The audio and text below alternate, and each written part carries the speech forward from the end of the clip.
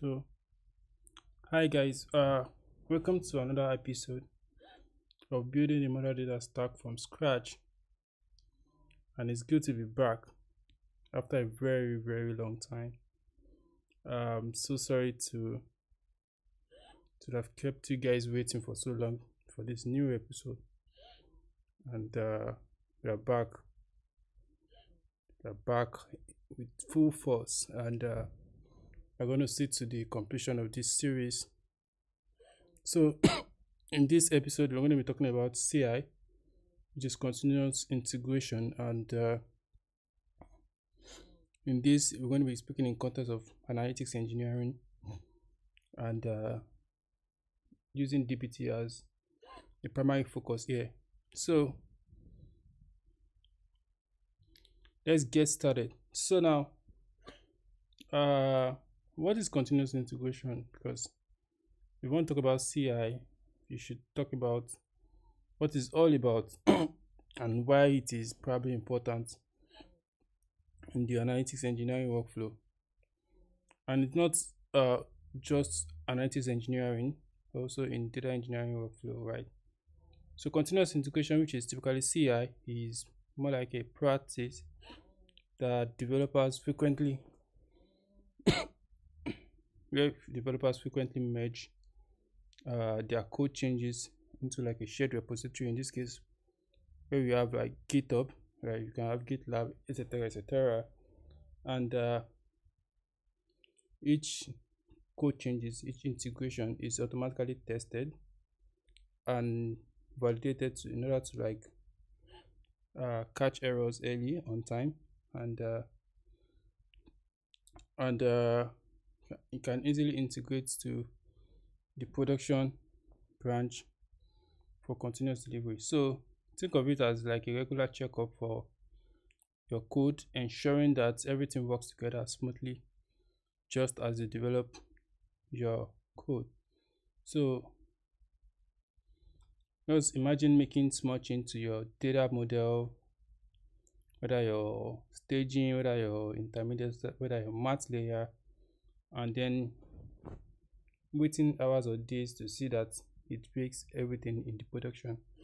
So imagine you make some code changes and then you deploy it to the master branch without having some CI checks, and you figure out that there was a bug which is going to probably disrupt the service delivery for end users that are leveraging that model or consuming that model for business decision making. So that's a risky and slow process to go about, not having to like check what's the problem and stuff like that, going back and forth.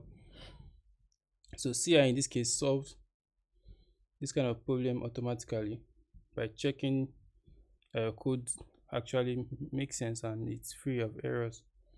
So having to discuss this, probably you have gotten a picture why CI is important in the analytics engineering workflow. So just to break it down, kind of allow you to detect error early,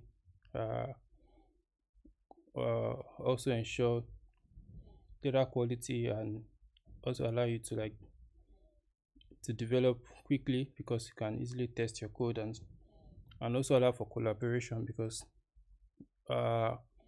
different developers across different teams can be working on multiple parts of the project, and everybody can integrate and deploy.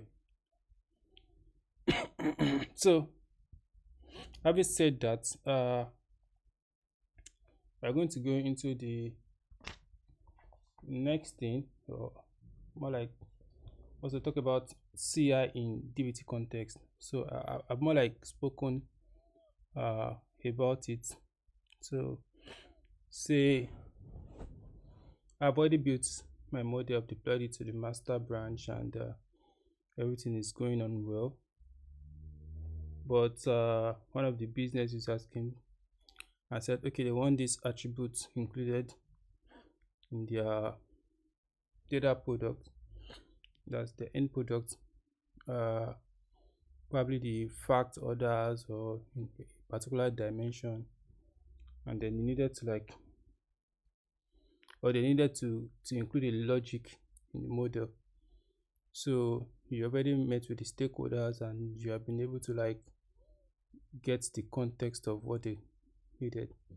So you need to go into the code, make changes and stuff like that. So in order to ensure that the changes you are making, What the fuck are you doing with my phone?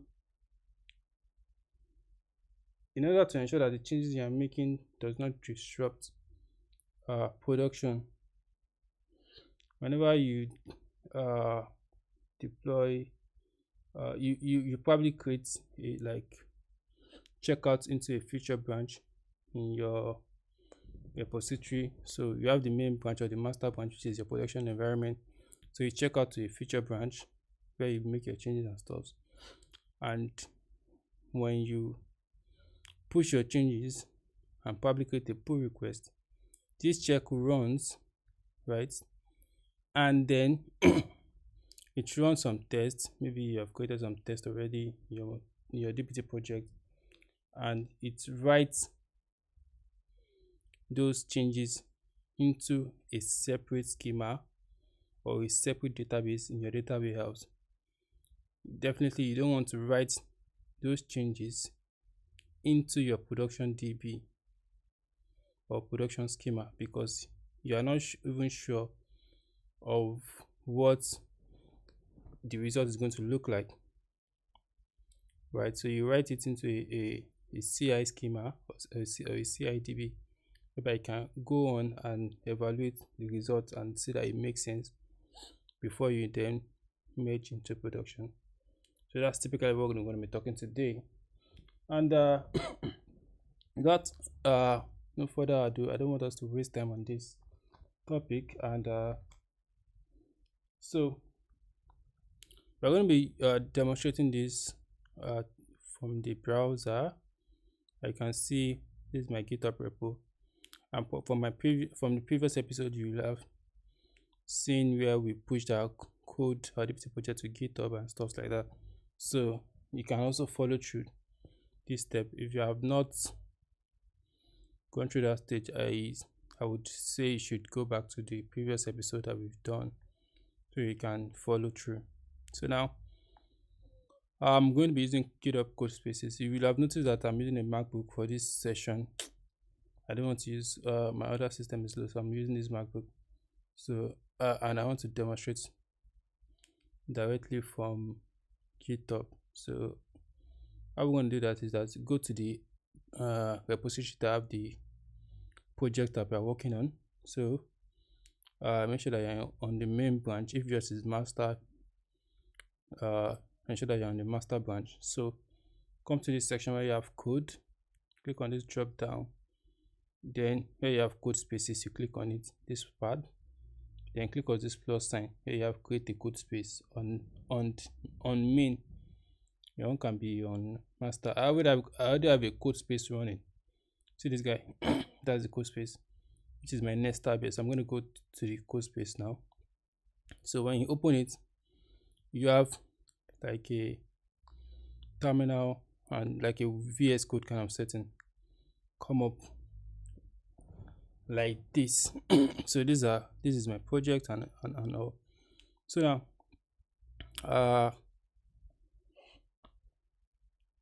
you can start talking about the implementation. So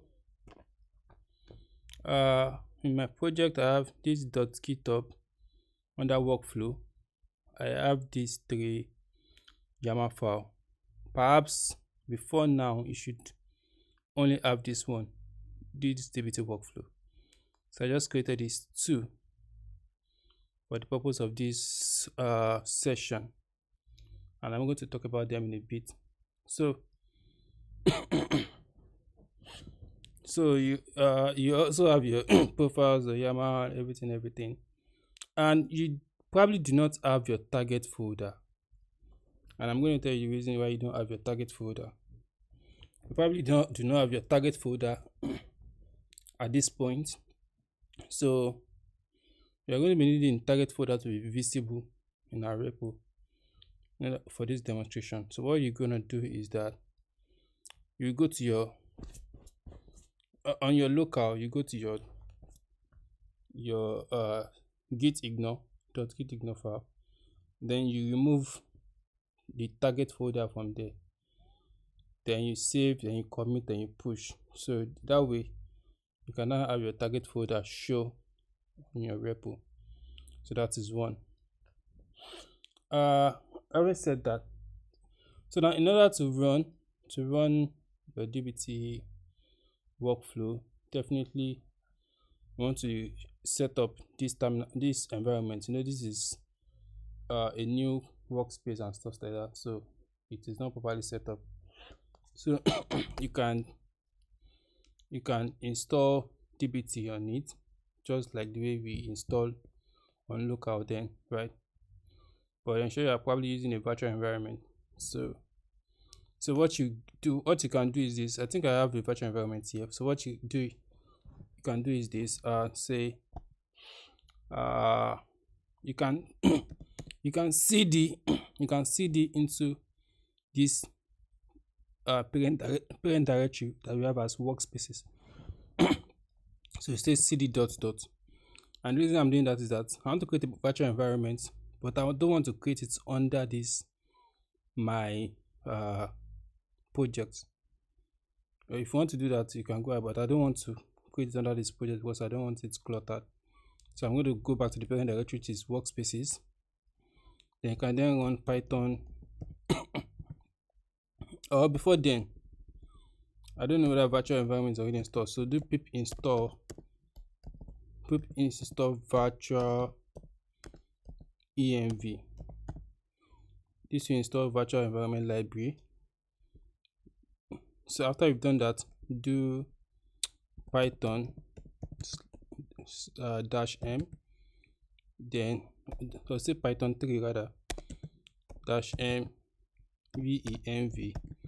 venv. So meaning that I want to create a virtual environment named venv. So after you enter this, when you enter, it should successfully create a virtual environment called venv, so that you can then now have a folder named venv inside this workspaces directory. So let's see ls. Okay, ls, I don't have anything here, so it means that this workspace is even new for me. So let's do it together then. I thought I already have it here, so let's do it together. So the first step that I said is python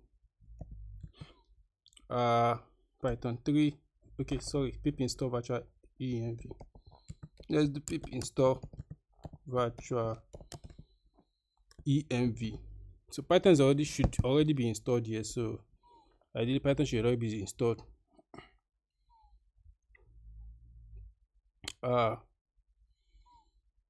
Okay, so this is installed successfully. So as I said, the next thing is that we want to create a virtual environment, right? So python 3 like this /m venv. So this should create a virtual environment for us. So if I do ls, I should see that folder there. So you can see venv. All right, so now I want to activate the virtual environment. So we do source venv /bin/activate this way. So now you should see something like this, venv in brackets to the left hand side here. Okay, so we can then go ahead and install dbt. So we are using Snowflake, right, for this project. So you don't have to say pip install dbt core, just say pip install dbt -snowflake. That's the adapter that we are using. So this, when you want this to install the adapter, it will also install dbt core. So let's run. So it's installing. So we wait for it to finish.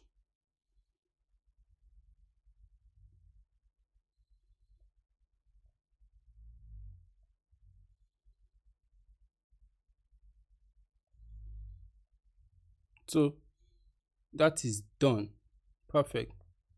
So since that is done, you can also confirm the version of our dbt. Say dbt dash dash version,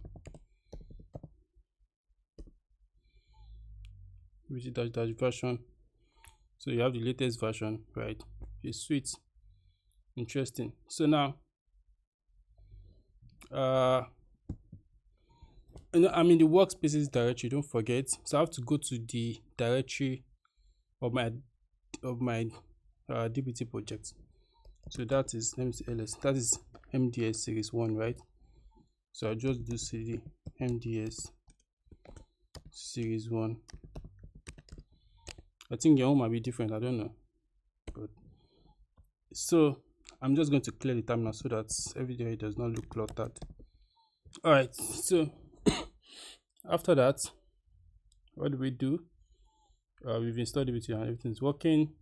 Now, if you open your profiles, the YAML file, you see, we set up this, we set up all of this.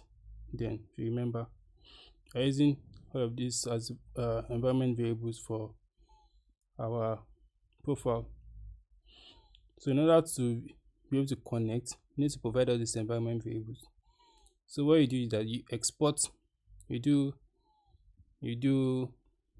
export, then Snowflake account, then is equals to this your Snowflake account identifier, put it and enter. Then do the same thing for all these other variables, the password of your Snowflake account, the user, and the warehouse name. So I've already done this one.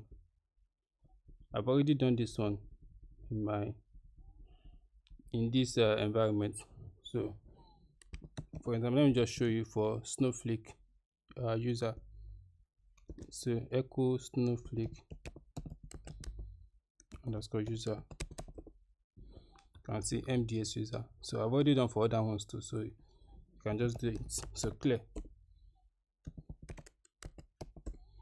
So if I do dbt debug now, I'm going to have an issue. So dbt debug is just to check that your connection to Snowflake is active, is fine.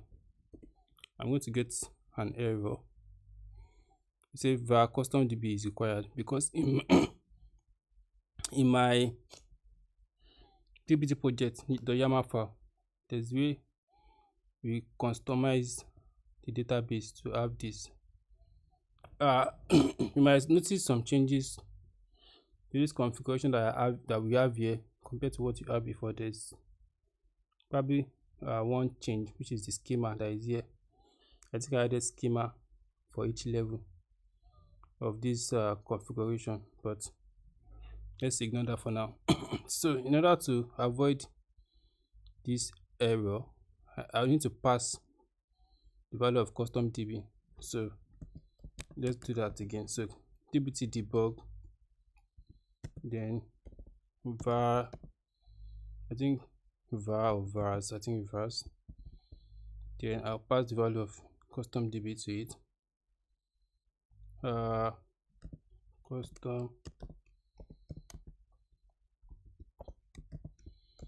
Custom db is MDS prod.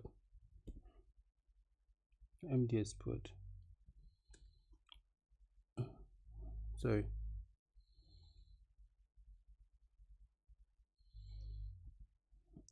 I need to pass this as a quote.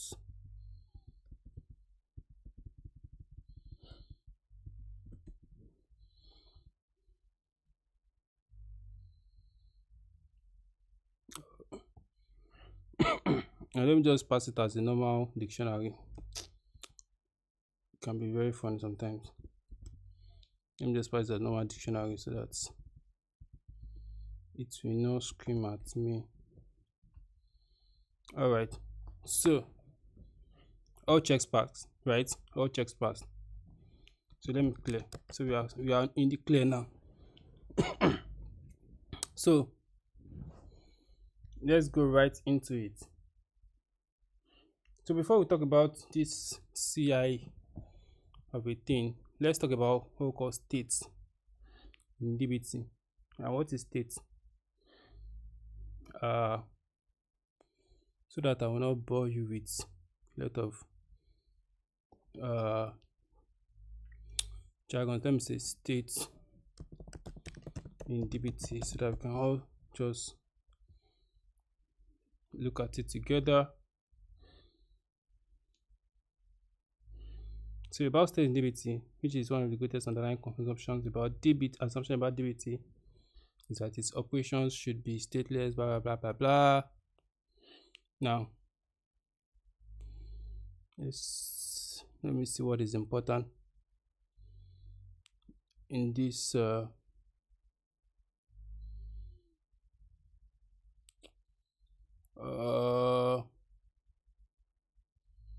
configure state selection, state caveat. There are a lot of stuff here, but I don't want to even bore us with so many things. But let me just see. Yeah. This is what I want you guys to see. Okay, let me just go back to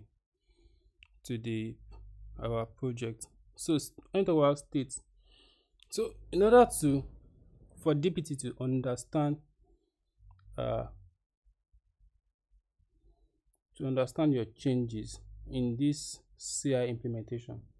So for instance, imagine that these are production workflow. These are production models. Now, nothing has changed. If a production job runs, all of these models is going to be saved in our data warehouse, which is Snowflake. So let's say, for example, let me create a text file from this place, text.txt. So let's, for example, we have like a model called dim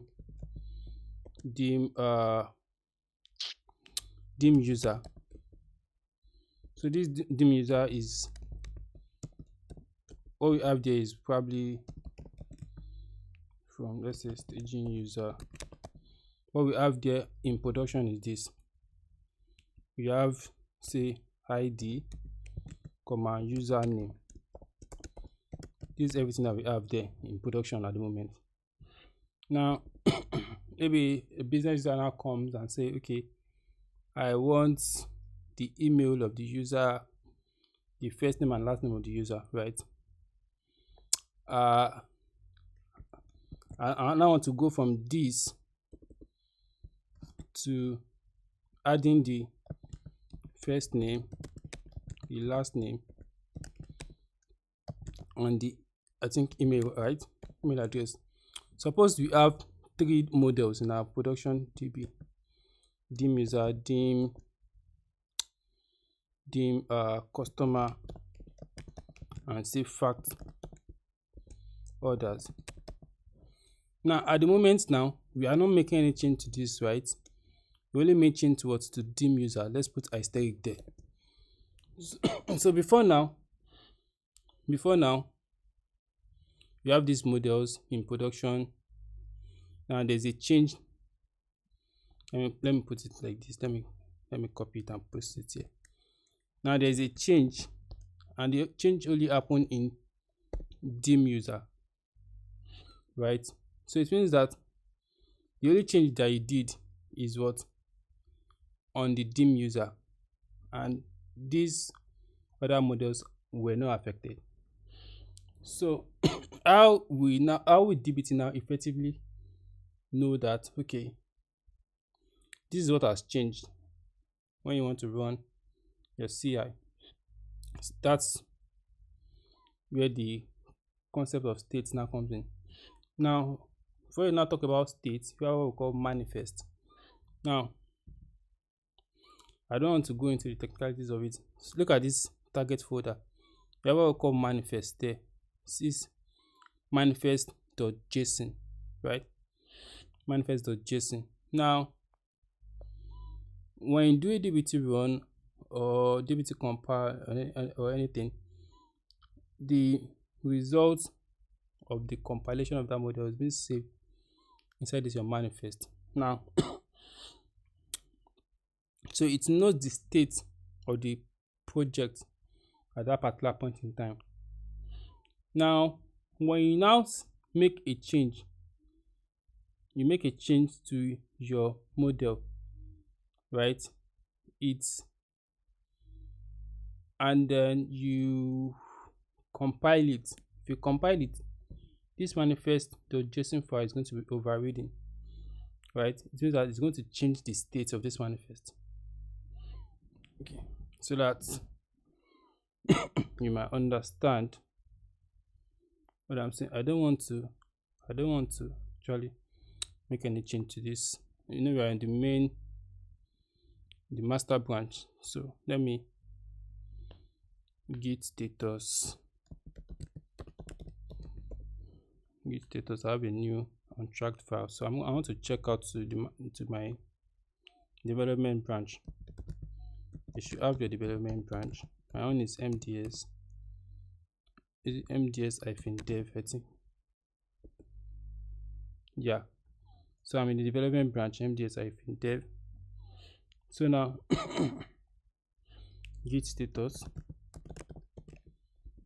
So I still have the txt that have not changed. Now you can see that nothing has changed except from this new file that I just added, right? Let me go to my model. Before I go there, I was talking about states, right? So there is this command for state modified. When you run state modify, this state modified flag now, state column modified, means that I'm interested in what has been modified. Now, it does not really just account for modified models, it also accounts for new models. So if you create a new model, this also accounts for it. So this only captures what has changed particularly. So if you create new model to it changed your project, right? But if I do state modified plus, you will have seen concepts of plus for at the front, plus at the back, depending different types of flags. So state modified plus means what has changed and its downstream dependencies. So for instance, if I change int orders, intermediate orders. So let's say this intermediate orders model has a downstream model called fact orders. So if I do state modify plus, it's going to give me this int orders model and this fact orders model. Even though this fact orders did not change, but because I'm putting a plus, it's going to give me what has changed and the downstream dependency. All right, so now let's come back to what the manifests.json folder. So let's try to change a model in our project. Let me come to intermediate and change, let's say, stores. So this stores, let me see. Okay, let me look at another model. Let me say I change this Jaffa product. I just make minor change. I just change this one to capital AS.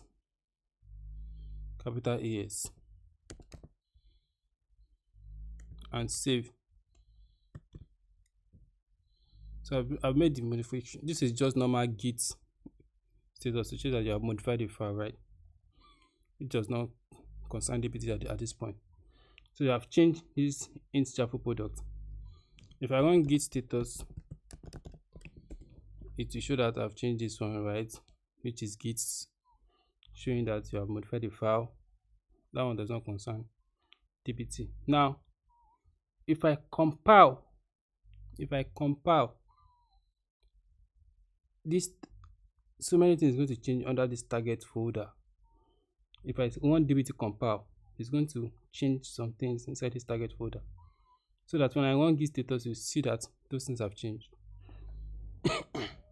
So, but I don't want to run that.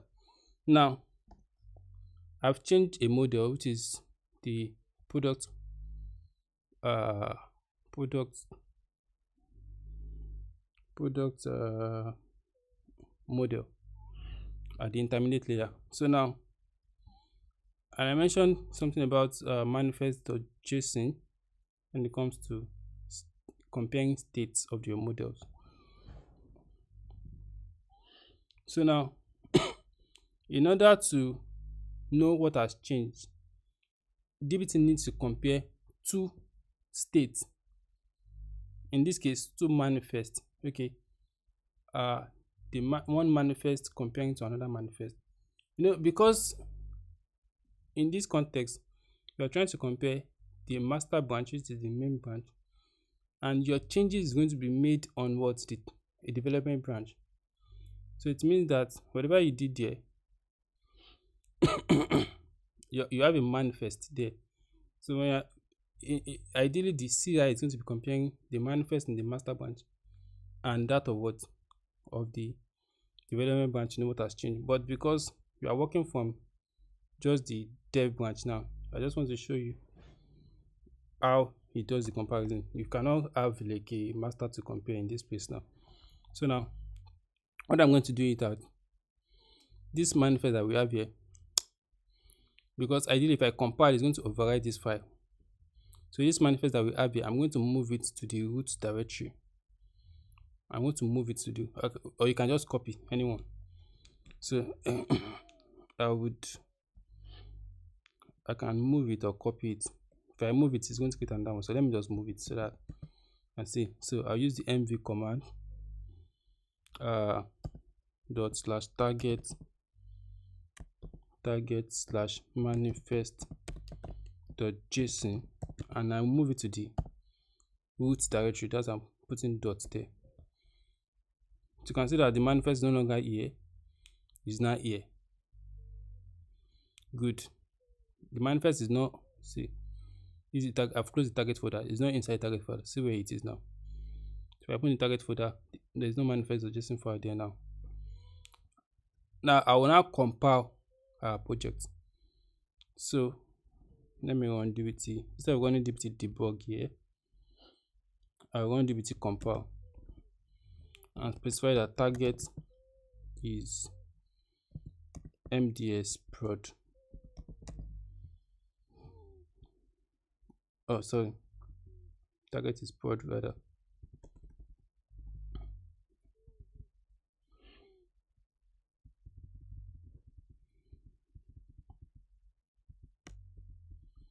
Compile, dbt compile.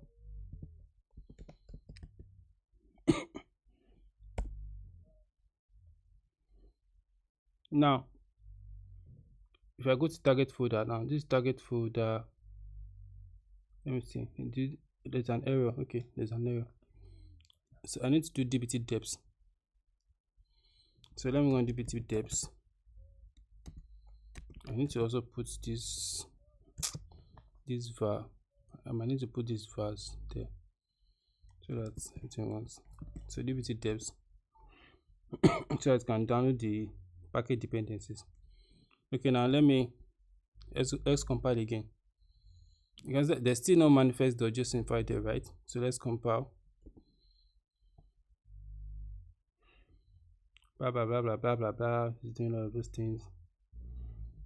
Now you can see there's a new manifest there. Look at the old one. This is the new one. Now this is now what we will now use to compare states. So this one here is one that we have before we actually change our project, change any model in our project. And this new one is the one that has the changes that we just made. So I'm not going to compare the two states. So Let me just copy a command. I don't want to be typing this. So I'm going to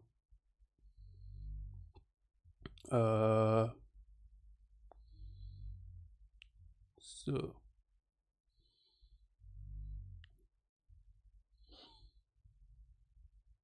hold on a little bit.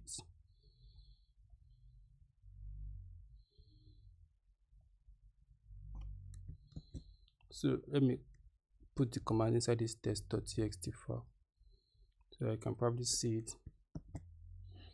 So this custom schema, I will explain this one later. This one is just, you can just ignore it for now. I can even remove it, does not matter here at the moment.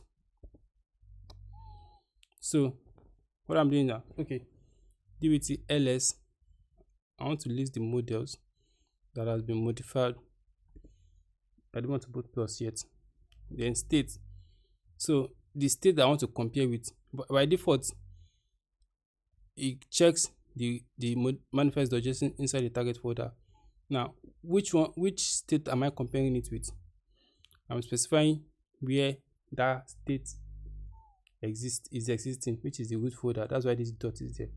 So I'm saying that I want to compare with this manifests.json in the root directory, and definitely all of this vars flag that comes with it. So let's run it. So if I should run this, it should tell me that we have int java products that has changed. So let me run it.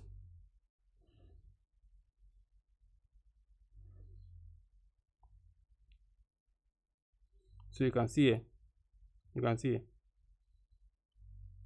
here. So this is what it just did. So it's telling me that this is the model that has changed. There's another flag that I can include in this thing, that command, to just make it cleaner. I can add this flag to it. I can add this flag to this command and say resource type is model. I think I can do that and run again.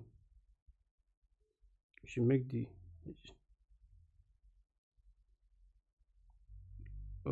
what's happening?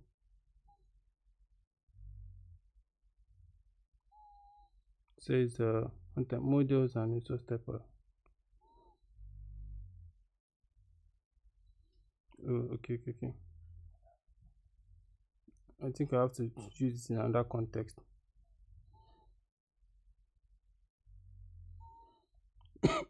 So I have to use another context. So let me just, I have to use it in another context and says select instead. So ls select.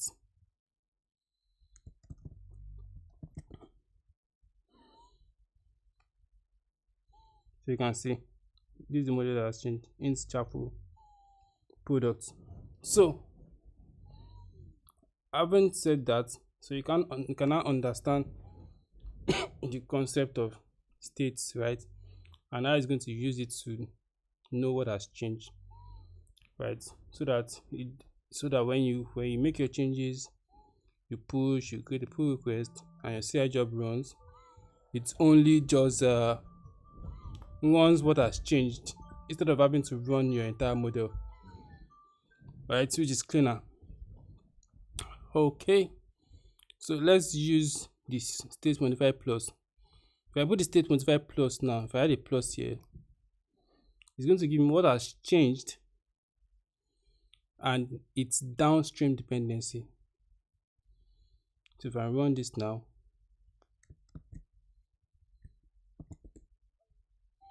it should give me two models. So this is what has changed. So this is the downstream dependency, because the product depends on this. So that's why it's giving us this too as part of the models. All right. You can also have plus at the back. I think you can have that. If you put plus at the back, I don't want to go into that because I have so many things to cover. So now you can read more about that. Okay, having said that, let's do git. I want to clear my terminal. Git status. So that I've already explained state, and you understand the concept now. So I just want to clean up everything that we've done so far because we don't really need it. I just using it as a demonstration. So I'm going to restore back all of these changes. Git restore.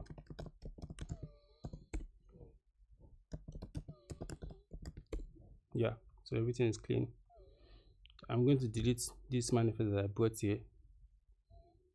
I'm going to delete it for now. I don't know if I'm going to need it. So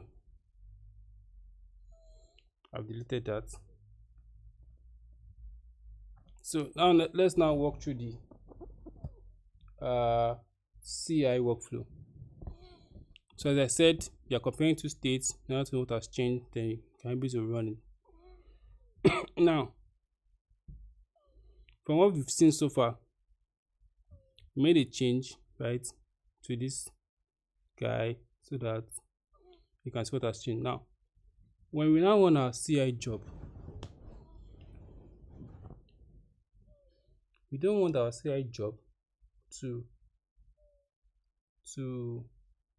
overwrite what we have in prod.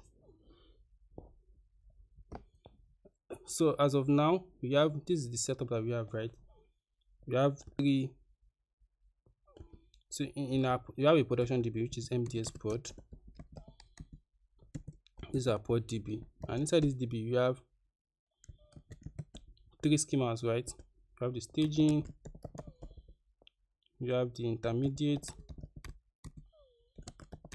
and we have the math. So inside the staging, that is where all the staging models go into. Where is it? The staging models here, that's where they go into.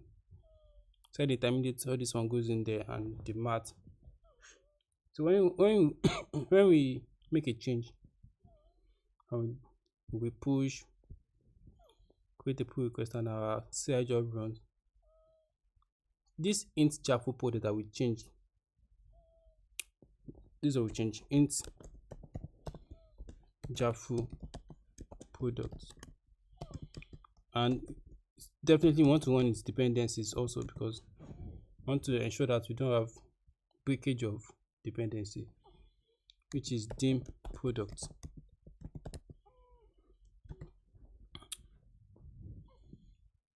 When do on our CI job runs, it's going to create these two models in our data warehouse.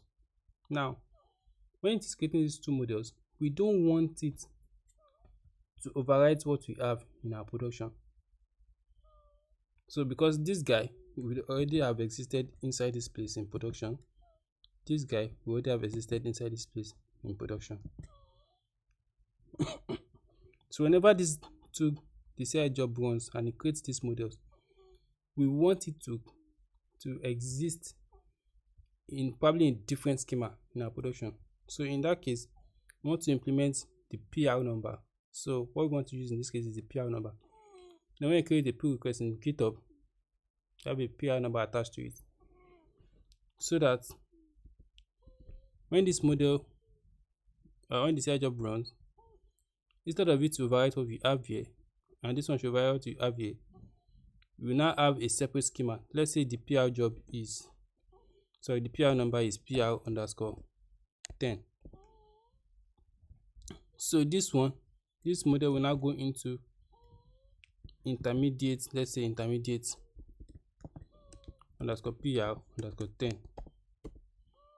We now have this guy here, and also the other one, that will be math PR underscore 10. So this new model will now reside here. So there are two things that this does not allow your production table or production schema to be overridden with the new model that we don't even know how it's going to affect production. Secondly, it allows for collaboration. So if another team member is also working on the project, right, make some change and stuff like that, it's going to create a pull request too. So the person's PRO number will also be different. So whatever change that the person is making is going to exist in another schema with a PRO number attached to it, so that when you go to the data warehouse, you'll be able to know, okay, these are the changes you have made, and you can evaluate it. Unlike having a static custom schema, and you're not even sure that this is the changes that you have made. So with the attachment of the PR number, you'll be able to say that, okay, this is the model that I just ran. I can evaluate the table before merging into production. So having said that, uh how does how will we be able to implement this logic so that the new models go into the a custom schema like this? That is where our macros here is going to come into play. We've talked about custom macros in the previous session. We have talked about generic database name, generic schema name. Well, in this session, we're going to focus on this one, this generic schema name. So I'm going to explain that in a bit now. So all right, let's quickly get into the generic schema name macro in context of our CI job. So now,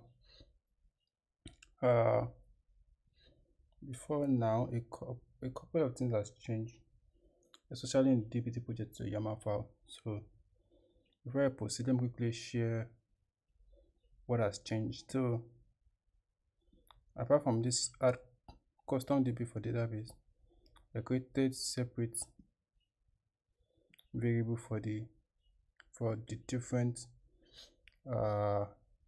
model layer. So for staging, I'm adding this variable stg schema. For intermediate, I'm adding this, and for maths, I am adding this. So those are the three things that have changed now. So you can also include it at your end. So let's go back to the generic schema name. So how will this guy relate? How will it help us in the CI job? So since we want it such that it should be dynamic in context of what node is running at a particular point in time. So if it is staging, apply staging logic schema, right? If it is intermediate, or if it is math. Now in terms of CI now, there will be a lot of an additional layer to this generic schema name. This is not what it used to be before now, if you have been following the video. So now what I'm doing now, we have a couple of important variables that are playing a crucial role in this CI implementation. So from here to this place, these variables, I'll explain. The first one here, custom schema, is the variable that we want to append, the variable name that we want to append to our original schema. You know, the original schema for staging that we want to use is staging. Normal, you should just go to staging models to go to staging, intermediate models to go to intermediate, and math models to go to math. However, in our CI implementation, we want our models to go to a separate schema entirely. We don't want it to overwrite what is in prod, right? Now that's where this custom schema flag is going to come in. So what we want to try to do is append. We're going to append the custom schema to the different default schema that we have, so that we know that, okay, this is the CI schema that we just created. So how are we applying it? So that will take me to the selected nodes models. So for selected models, what we are doing here is that before we actually run the job, we are comparing two states: the state of the current successful job run, which is the manifest from our master branch. We want to compare to our feature branch. That's going to tell us what has changed. So those models that has changed that we want to run, we are going to be using state modified plus. In that context, what has changed and its downstream models. So those models are highlighted as selected models here. So those models are highlighted as selected models here. So what now happens is that if the current node has been evaluated when dbt is passing, it's passing the query. If it is in the selected models, so first of all, the first layer is if staging is in the node. So look at this current node variable is equals to this ginger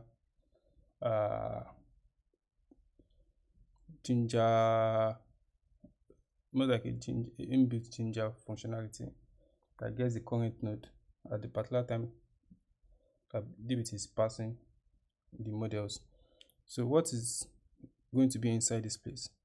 It's more like a list, ordered list of your models in a particular order. So for instance, at staging level, you have this like 6 models here. So if you want to evaluate for this model, what the value of this thing is going to be is a list. It's going to be a list looking like something like this. The name of your dbt project is Chaffle Shop,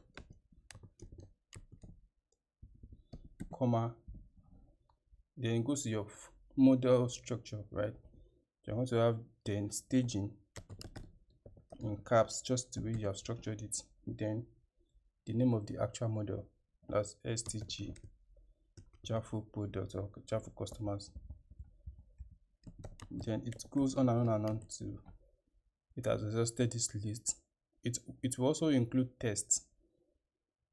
It will also include your tests.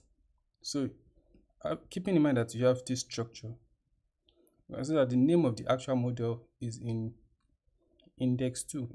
Python indexing starts from 0. So this is 0, 1, 2. So if you go back to our macro, I'm saying current node is that list, right? Now come to this place, to this conditional statement. I first of all said if the model that is evaluating is at the staging level, check the name of the model. The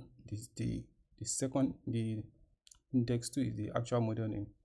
So if that model is one of the selected models that was modified or the downstream, use this custom schema.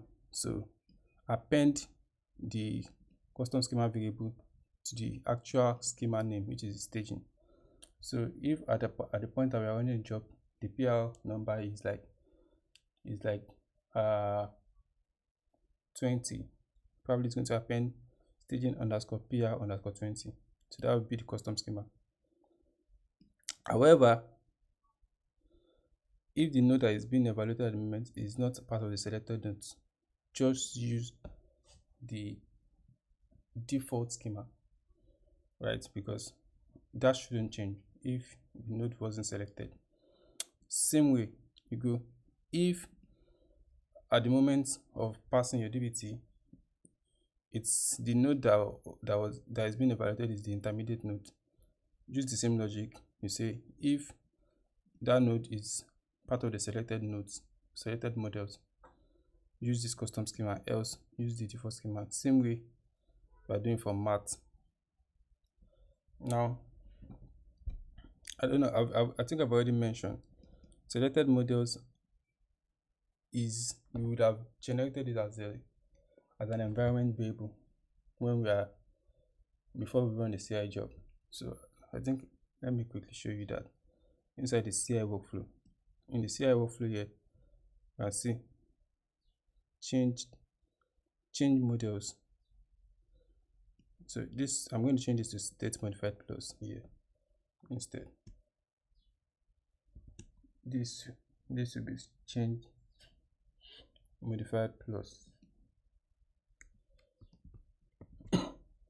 state modified plus. So we are going to capture the models that are changed and their downstream models.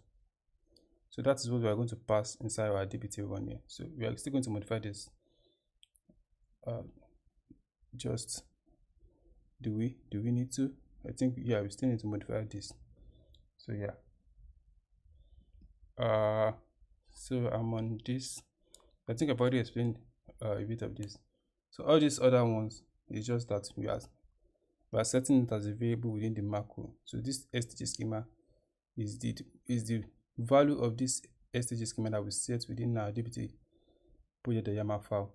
So it's going to get this value at runtime when we are doing our dbt one, because we are going to pass the value. So the value of this by default is going to be the default schemas for each levels. So for stg schema, it's going to be staging. This one is going to be intermediate. This one is going to be maths. Right. So without wasting much time, let's quickly go into what we want to check for today. So what I'm going to do is that let me delete this manifest first. Let me delete this manifest.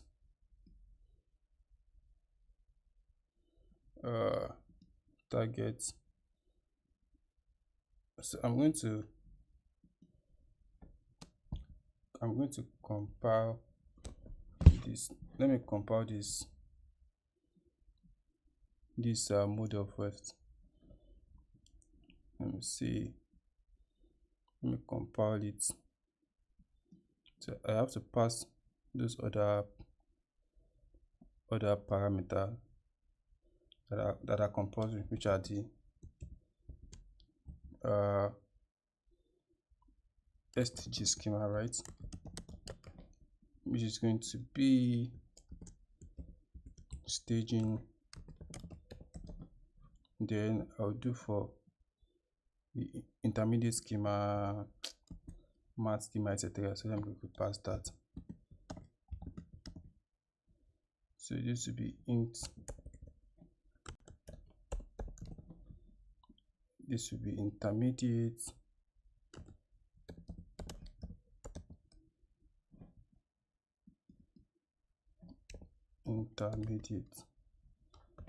And this math, change this to math underscore schema.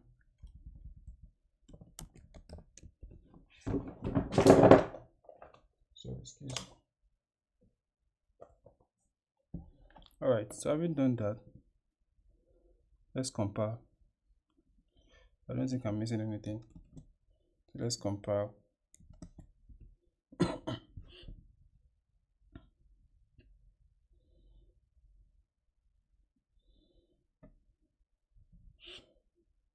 Okay, this thing that is complaining about is because I've removed the example folder, so I can just go and delete it from my dbt project.yaml file. Let me just remove that example folder because I don't know, I don't need it anymore. All right, so let me compile again because all this compilation is also dependent on your dbt project.yaml file. All right, so now let me move this manifest now to the root directory. So target manifests.json, move it to the root directory. So we should now have it here. So this is it. Now we will now go ahead and go and make some changes to our models and then compare states. just as I mentioned before. So let's change something at the intermediate layer. Let me change. Should I change? Let me change this and say put as customer ID here, just for demonstration purpose, right? As customer ID, let me put it here. Also,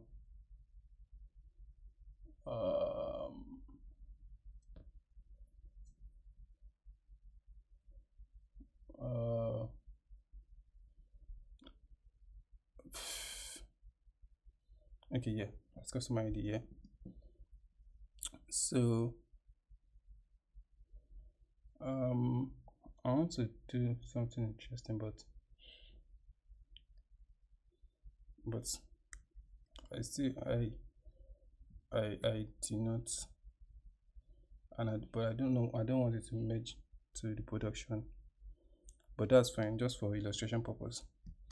So now let me add something interesting to this guy, something that was not there before, right?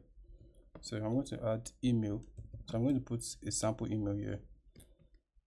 Say abc@gmail.com. So I'm just demonstrating, like adding a new column, just to imitate like a real life scenario, because in real life you're not just going to change as or something. So you're going to be doing like a major change. So let me add this, and then so this one is here. So if you go to dim customers, let's go and include that column there, email. All right, now I want to change maybe fat orders. I want to alias this loaded at. Let me alias this as loaded underscore at. So probably that's what I just want to change here. You can explore other things. So I've changed this 3 models, 1, 2, 3. Okay, let me change one more. Let me make change to one more model. Let me make change to one more model. Let's say this. Should I make change to this one?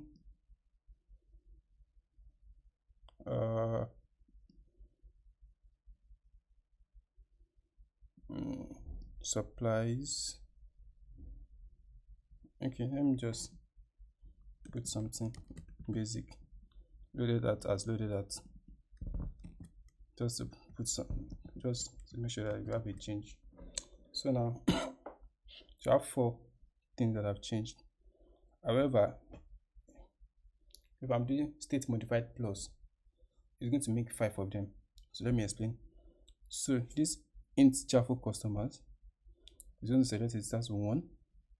It's going to select its downstream, which is dim customers, and we modified that already, so it's going to select that as 2. Now we modified Jaffa supplies at the intermediate level. It's going to select that as 3.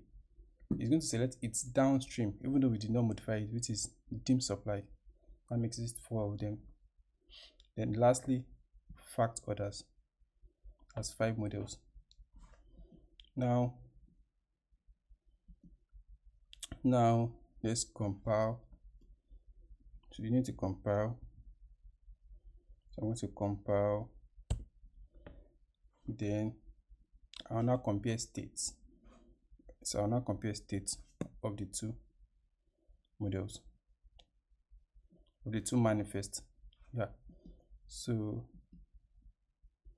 let me use this. So I'm going to use this command, but I'm going to add all those other compulsory variables, which are all these ones here.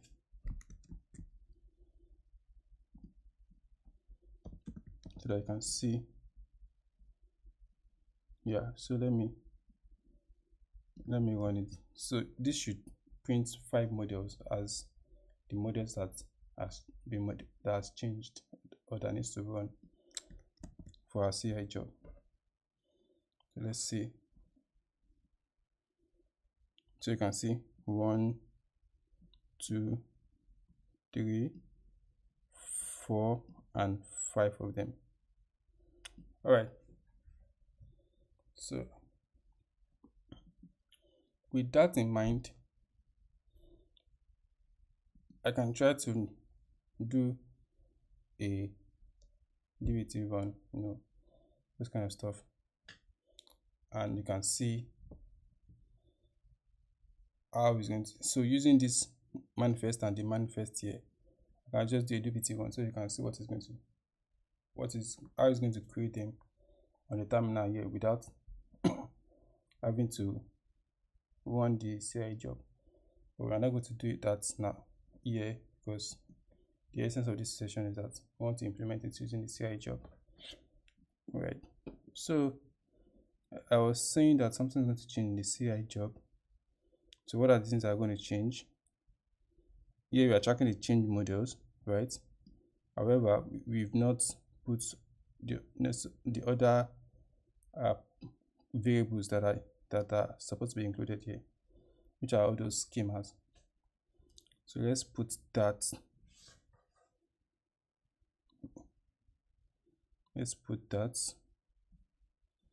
I'll just copy it from here.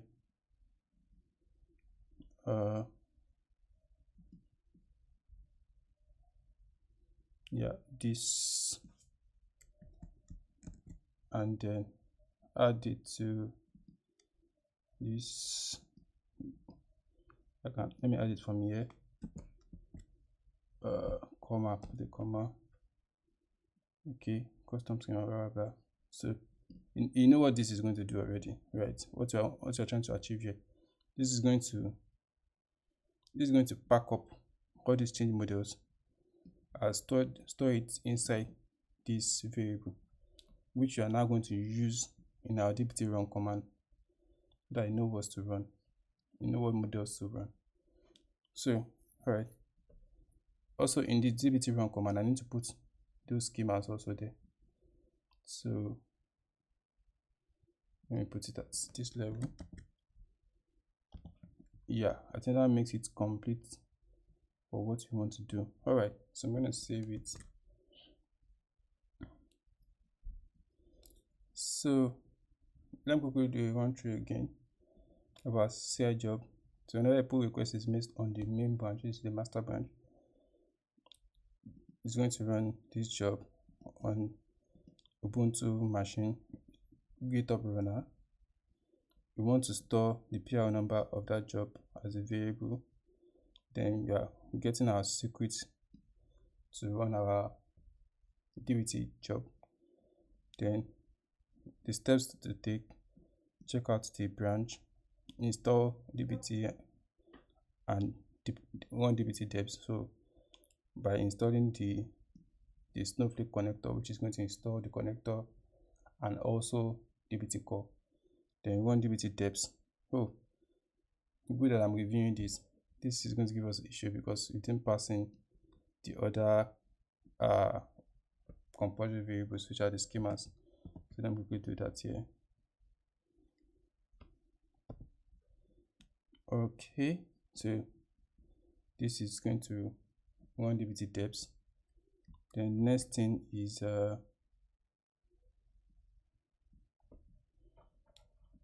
get the manifest from the main branch. So we want to make a directory inside this dbt directory. Copy our profiles because we are not need our profiles for dbt to run. Then we want to fetch the latest change from the main branch. Then check out the manifests.json from the main branch inside the environment.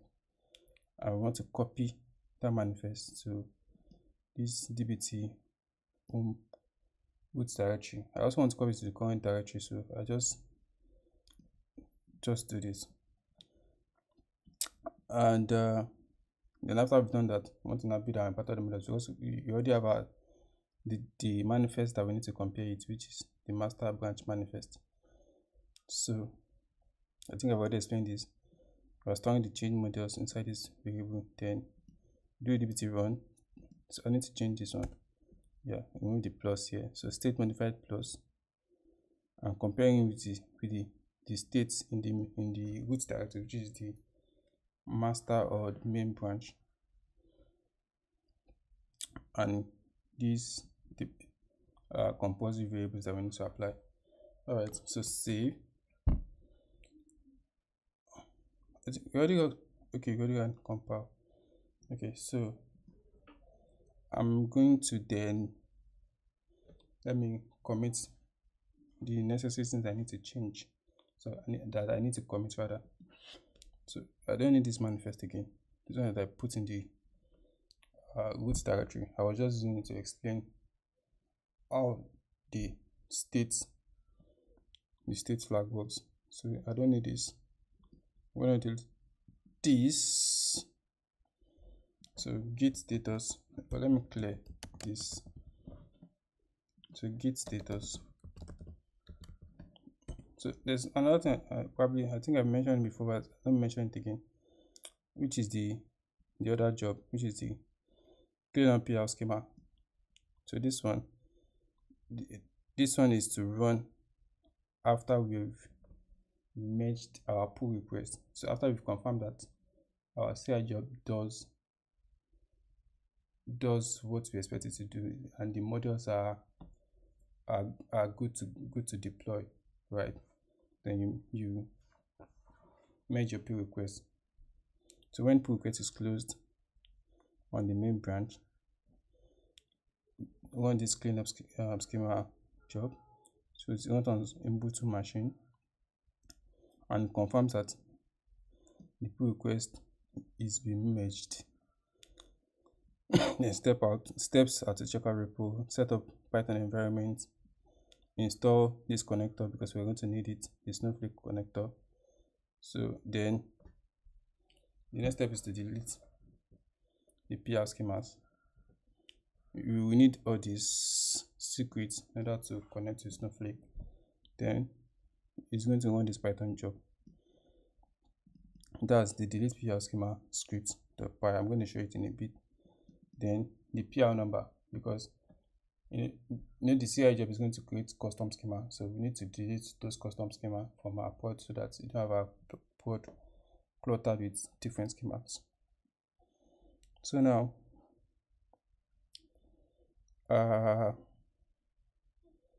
this is the delete PR schema scripts. So import those the libraries that we need, pick up the PR number from the arguments, and these are the schemas that need to be deleted. So staging underscore the PR number, then create a connection to Snowflake with cursor, so loop through the schemas to delete and try to drop those schemas if they exist. So that's just a brief. Now let me commit what I need to commit. So I need to commit the changes that I made to this, to my dbt project.yaml file. Yeah, I think what even changed there again? dbt project.yaml file. Where did I change here again? Where did it go? I'm not sure. Okay, I removed the example directory, so commit this. Definitely want to commit the models that you've changed.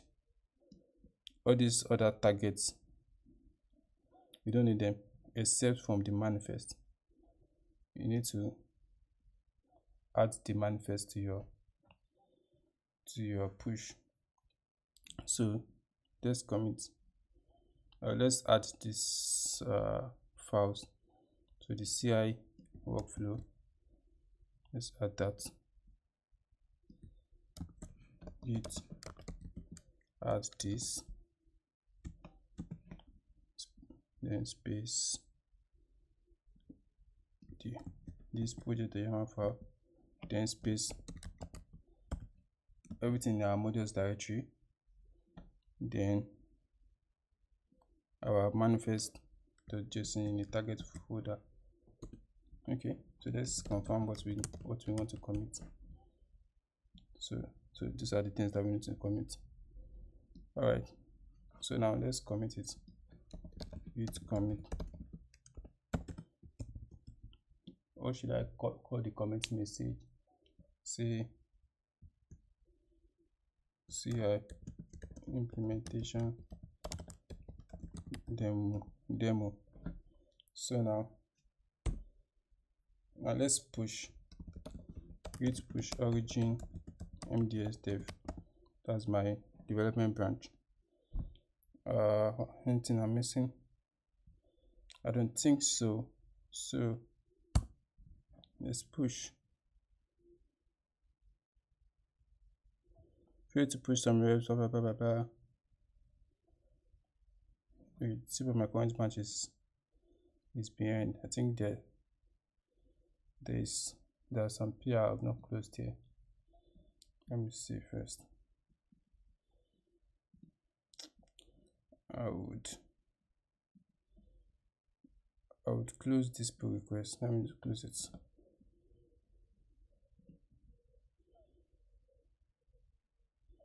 Okay, so I'm going to first push this change.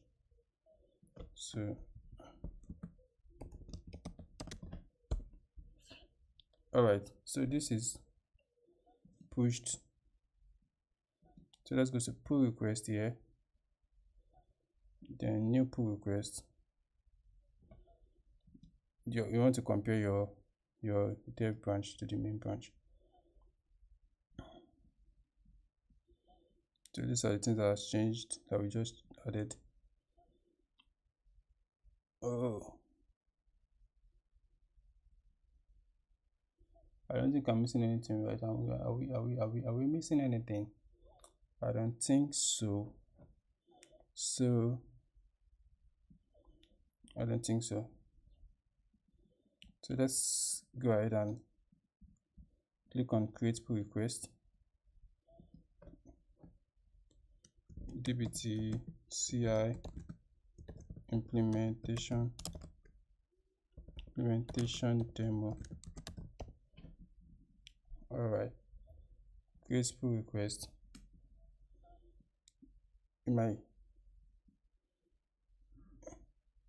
There's a conflict.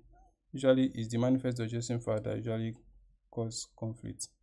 You need to resolve conflict, and when you're resolving the conflict, you want to select the manifest of the feature branch, which is our dev branch in this case. So this is the manifest of our main branch. I'm going to remove it. So I'm selecting the development branch manifest. So I'm going to delete this, then click on mark as resolved, commit changes, commit merge. So now after this is done, you should start running the CI job now. So there's no conflict in base one, so it's running, doing those checks. So let's go here, actions. You can go from here to just click on actions here. So let's see, it's running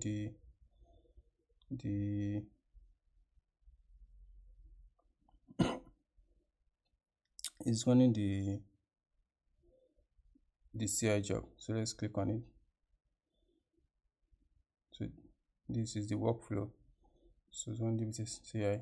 So it has finished running. What's our PR number there? Our PR number is 15. So if we come here to build imparted models, let's see.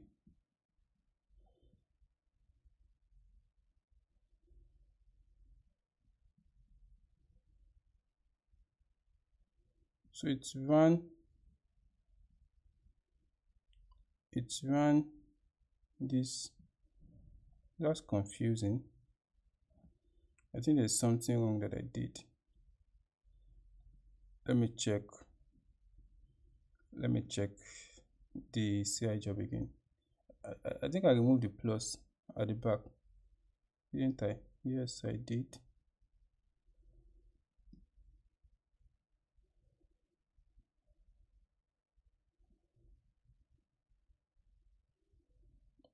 Okay, I did. So there's something wrong with the manifest and what has changed somewhere, somewhat. There's something wrong with the manifest as what has changed. So the manifest between the master branch and the and the dev branch now is telling us that this is typically what's changed. But let's see. So it's run for Jaffa customers, it's run for Jaffa items at the staging level. So how many staging this thing did you run? 3, 4, 5, 6. Wait, sorry, let me say again.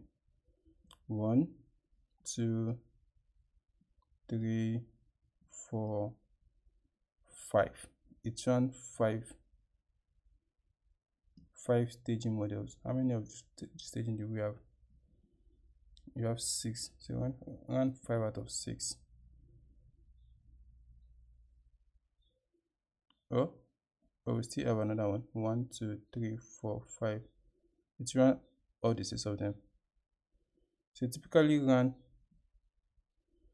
I think it typically run everything. This is 17 models. Let me see. I think the dimension is the math is 5. 1, 2, 3, 4, 5. They typically run everything. That's not the way I expected it to behave though.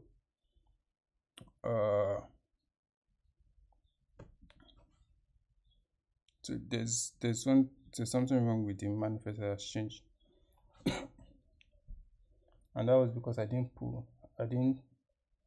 end up pulling our change from master branch. So I think I'm going to try to do that again. So should I what should I do? I don't want to merge this change yet, so I'm not going to merge it. So let's go back to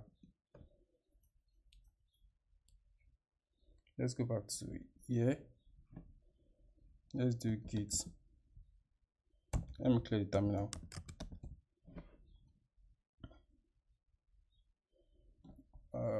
What did we even change the other time?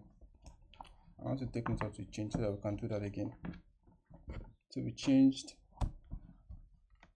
I think we changed int, we changed the customer. Yeah, we changed customer, the int customer. Then we went ahead to add it to team customer. Then I think I changed int supplies. This supplies here. Int supplies. And I changed fact orders. I think I changed fact orders. Alright, so let me check out to the main branch.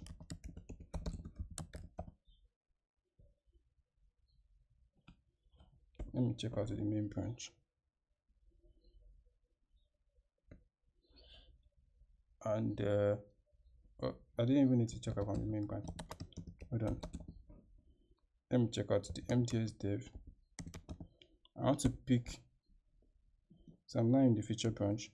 I want to fetch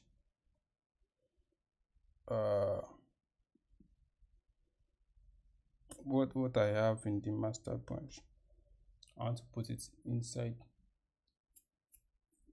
the main branch. I don't want what I have in the main branch. I want to put inside the feature branch. So git fetch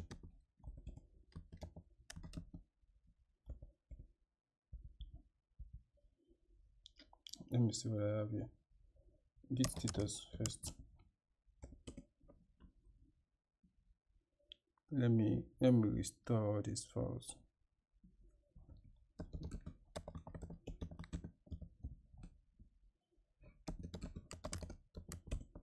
Okay, so now let me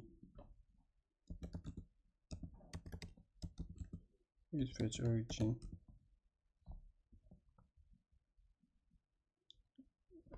fetch. I don't want to do that. I don't want to change a lot of things.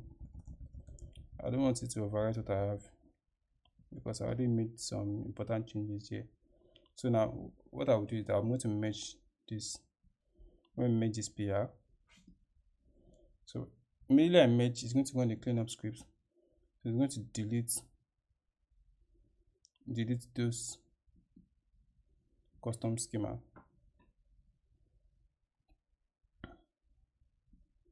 So if you go back to actions now, we should see that clean PR schema job running. So I think this, you can see that this is the cleanup PR schema, but this one is the production job. So immediately we merge to the master branch, the production job is going to run automatically. So in order to effect the new change that we just made, right? But this one is cleaning up the custom schema. So that's what it's doing. If you check the job, so drop schema PR15, that's the schema now. That's the PR that we just finished merging. If I'm not, yeah. So it's cleaning up the schema. You will not see the schema in Snowflake again. All right. So let me wait for this production job to run. So if you put by the time even okay, production job is having issue. Let's see.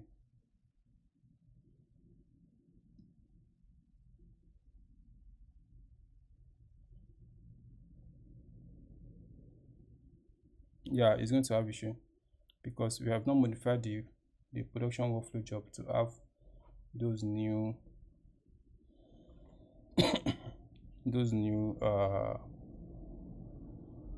the new variables. So if you go to the code now, you see that under workflow,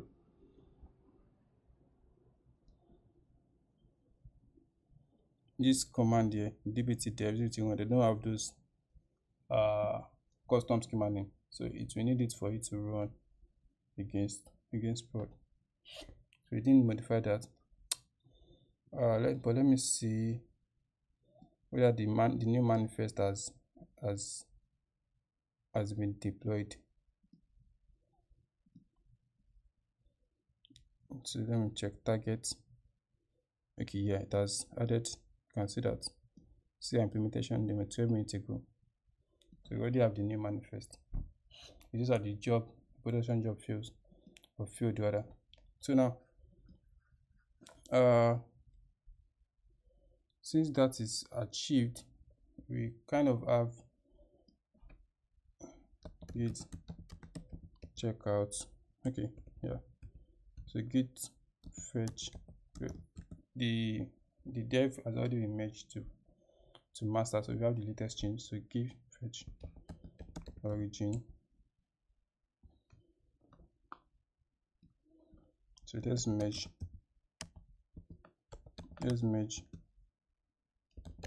origin main. All right, so you have the change from the main branch into the dev branch now. So before we forget our production job, let's update it. So we need this. So we need to update this to have the custom variable that we needed to add. So those are this. these custom variables. I think those are the things that are compulsory. Yeah, so we'll go back to the production workflow and add them here. So custom schema is empty here because we don't really need it, because it's a production job. We are not creating a custom schema per se. So let me put that here, and for here too, and lastly here. All right, so let me see whether we are not missing anything. Yeah, so I'm gonna save this. So quickly, the job merged but it did not run. So those ideal changing that we made, which is what's it called, the email thing that we added, this one wouldn't have reflected because the job did not run successfully. But let's try to make another change. Let me put this as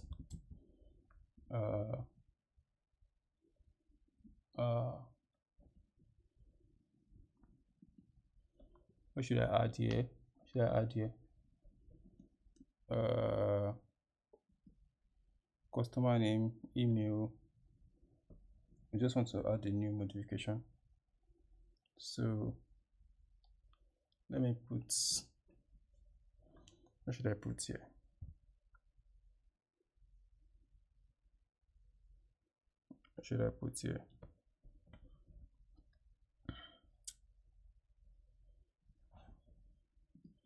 Okay, let me put 0. No. Okay, let me put nickname, ability as nickname.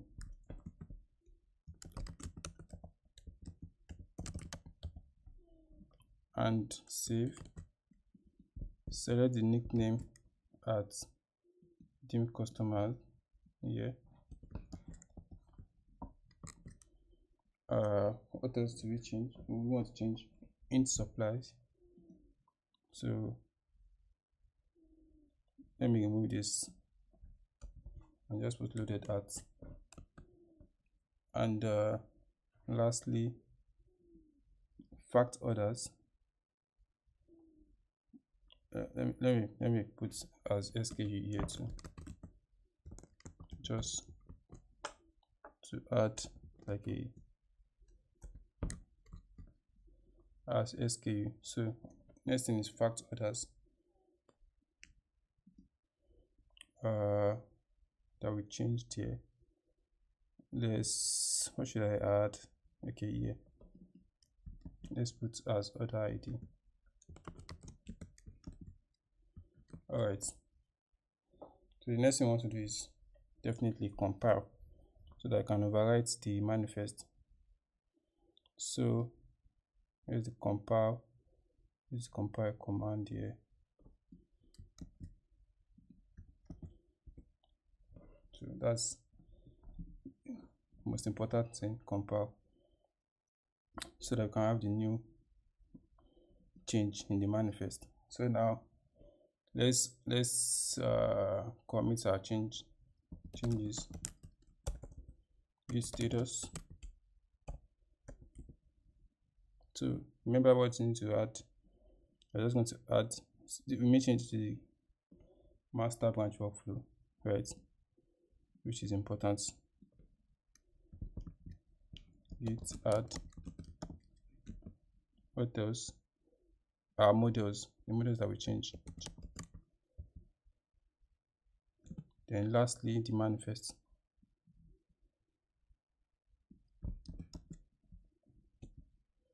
I think that's everything we need to add. So let's check again, git status. Okay, These are the things that we need. Okay, so git commit second ci workflow. Let me just call it that. So let's push to MDS dev.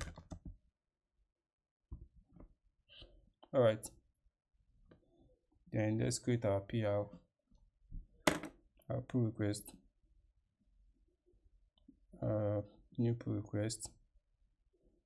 Then definitely you want to compare the MDS dev, create pull request.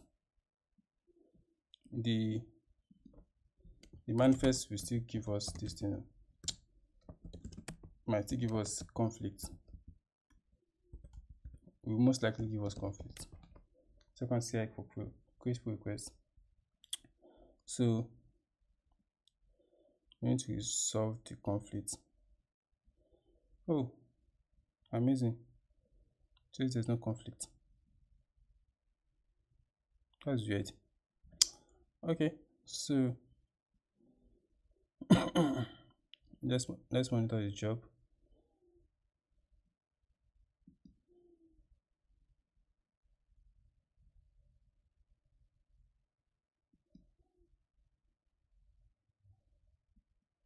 Let's see.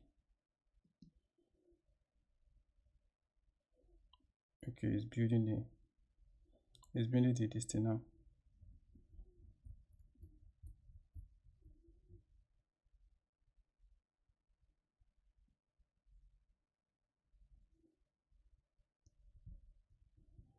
I have an error.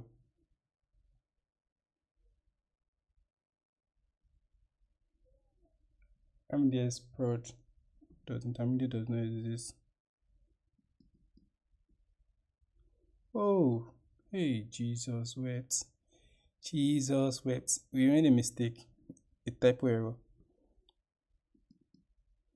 We made a mistake, a typo error. This is intermediate. Yeah. Let's correct that. I think where is that coming from? Let's just search for it. Yeah, we made a typographical error there. I think it's coming from, let me check the CI job. Is it the CI workflow? Let me check. I doubt it's coming from, yeah, it's coming from there. So this has to be intermediate, not, let me just copy it from the join schema name. What we need to, yeah, I didn't see that at all. Let's replace this, and likewise there's one more, replace this, save. Let's look at our master branch workflow, if that mistake is not also there, or it's there. So let's replace.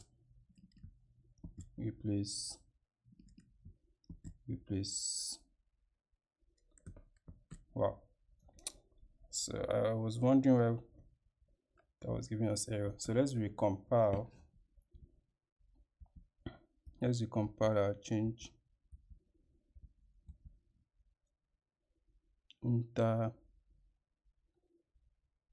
Let me see whether we are not making that mistake in this compile self. Let's see, yeah, we are making a mistake too. Intermediate. So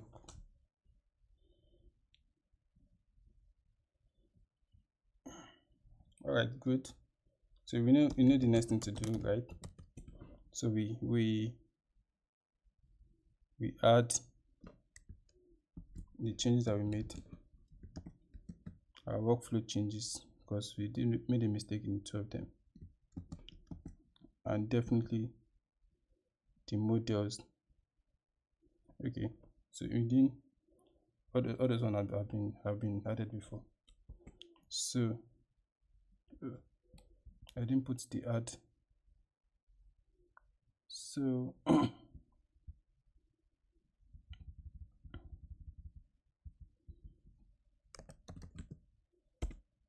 let me close that PR. Let me close that PR because I will need to. Do I?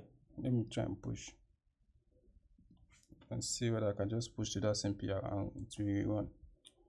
So git push. Oh, commit. Let me commit first. Let me still give the same commit. Let's push to origin. Okay, so made a push. Let me see if it's supposed to run this thing again. Yeah, so it's running it again.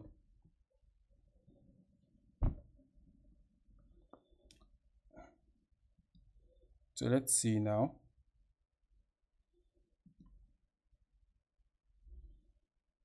So it's building the imparted models now.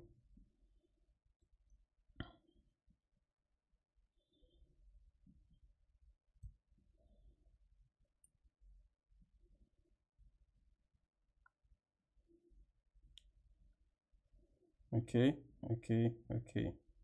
So everything can see 5 models, as I said. Everything ran successfully, and voila, we are good to merge. Before you merge, we still want to, even though your CI passed, you still want to probably do some evaluation of the models and see whether there's no data quality issues and stuff like that. But this shows that your model compiled successfully and there's no dependency error and stuff. So let's merge. If I merge, our clean PR script is going to run, then our production job is going to run to effect the change. Let's go to actions. So this is the cleanup scripts, so that it will go to the Snowflake and clean up the schema that we created before. So you wouldn't see intermediate underscore PR underscore 16 schema there. So let me allow the job to finish so that we can go to the Snowflake environment.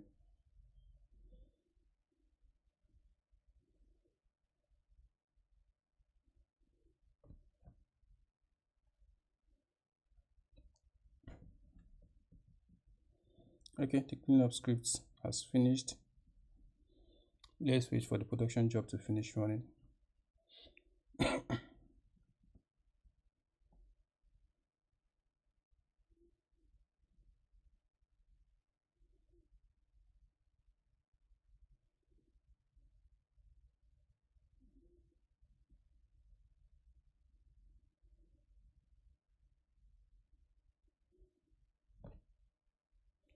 Alright, it has finished running the production job. So the changes are affected. So this is just doing page deployment to update our DBT project documentation.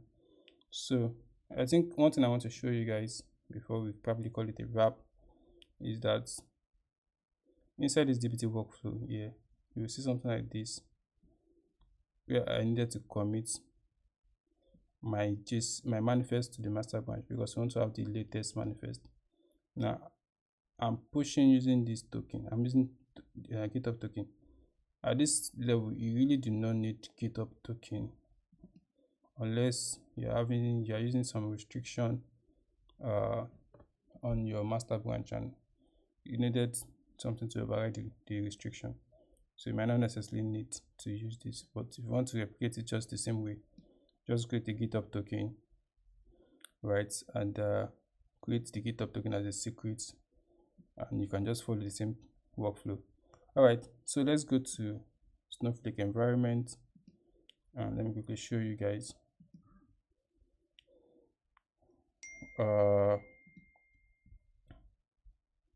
So our go to MDS pod because that's our target So you can see that you don't have any schema that has underscore PR underscore 16 here, because that's our PR number. But let's go to our production schema. You should see those changes take effect. So on the fact orders, you might not, so you see that it's modified. It's created 2 minutes ago. Dim supplies, because the job just finished running 2 minutes ago. So the one that has the major change, which is the dim product, that added some new columns. So go to definition, you should see those columns. Easy product, no customers rather. Definition, you can see the email and the nickname that we added. I can query it in a bit so I can see. Also, it will be at the intermediate layer. That's intermediate schema, customers table, definition, so the email and the nickname. So if I quickly query that, let me switch my schema to my production, my database to MDS prod. So I do select star from math dot team customers. Let me just limit it to 20 rows. So execute. So you can see the email abc@gmail.com, nickname ability, right? So without no further ado,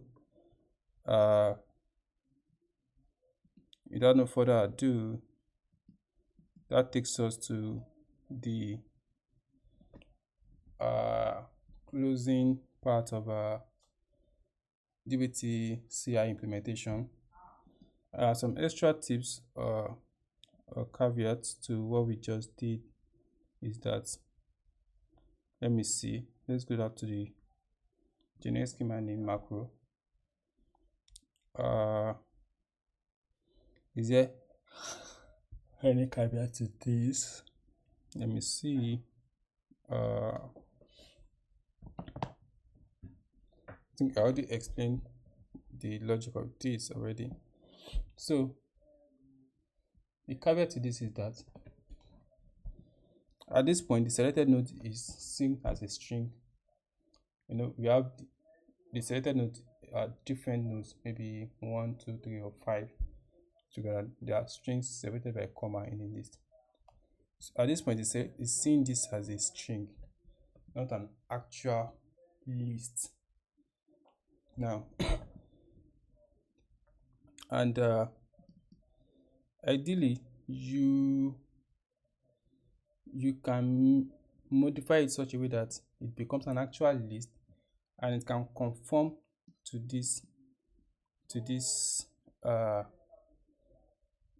model name, which is this current node 2. I don't know whether you understand what I'm saying, because at this selected node, what it is like is that it's going to put it as maybe Jaffu shop dot staging dot the model name. That is the full definition. But this one is just going to be staging underscore stg, like the model name, maybe stg underscore Jaffu underscore customers. But this one is the project name dot the folder of the model dot the name of the model itself. So it is not similar as this. So if you want to modify it such a way that it should be similar, so that I can just say maybe something in a list, right?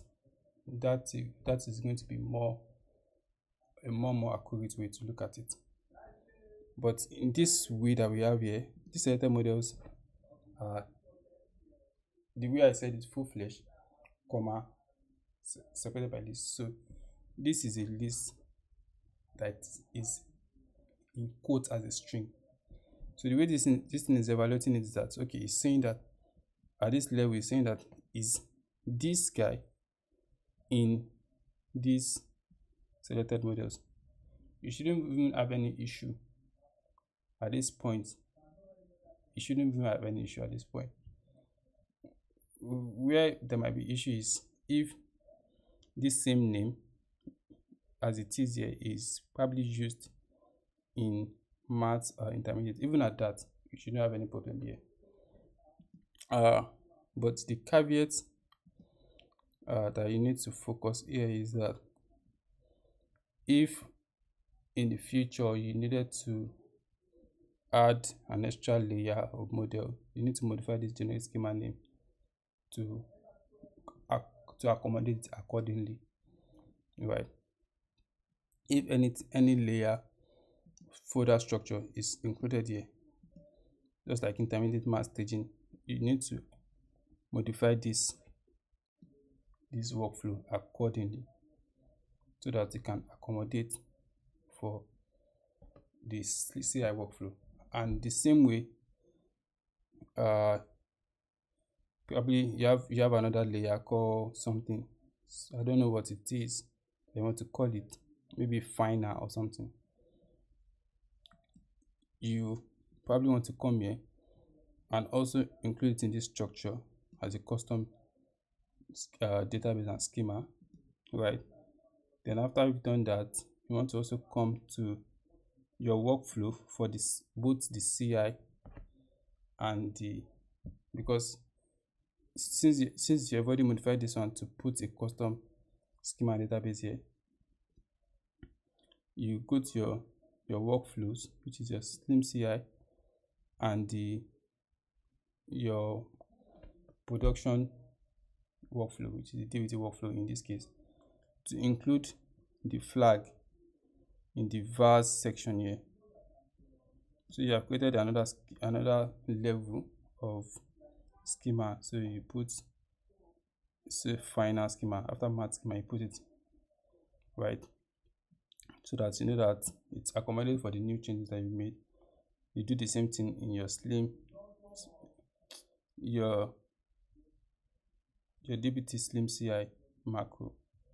Now, also in your cleanup schema script, which is this guy, you also want to include that as part of the schema you want to clean up after your merge. So you want to ensure that.